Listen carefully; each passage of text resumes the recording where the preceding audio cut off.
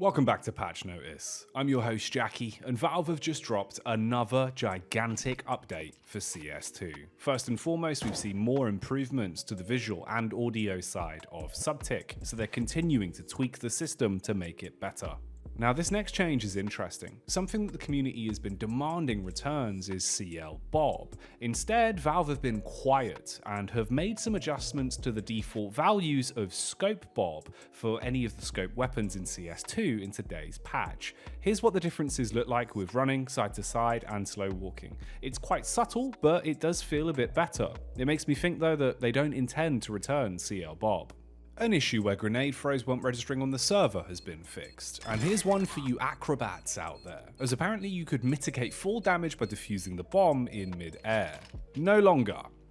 Dropping weapons continues to get some consistency tweaks made to it every now and then, but this one's a consistently great change. Valve will now detect if there's a network interruption and cancel the game. I'll go quiet for a minute and let you listen to this change.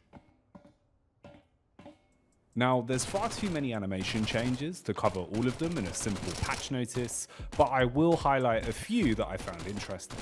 Up first, the Mach 10.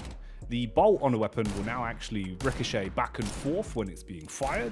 The R8 as well actually revolves when being shot, as it should. And the CZ animation has been fixed, but I'm sad they have fixed it.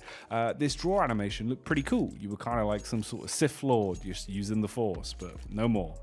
Although if you're ever in a force buy, you probably want to get yourself some armor. And they've actually updated the buy menu now, so when you're just buying a helmet rather than Kevlar plus helmet, it will indicate that. It also seems like Valve have taken inspiration from the very popular and common text mod, where you can see its color coding / listing the location of what grenades you're using.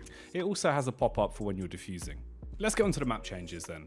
Basically every map in the pool has had some changes today, but the first one's a bit sad. No longer will you get feet for free on Overpass, as they've added this metal sheet that you can't jump on.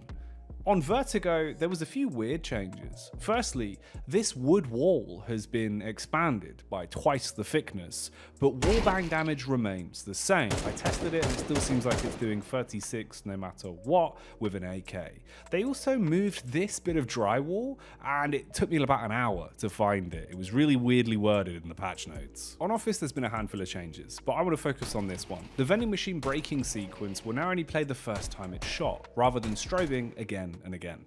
And lastly, on Nuke, there's been some quality of life changes and general map improvements, but this one's my favourite. Don't you just want to take a deep swim in the new caustics at B-Pool? Well, that's it for your patch notice. Huge patch today, so check out the notes and get back out there.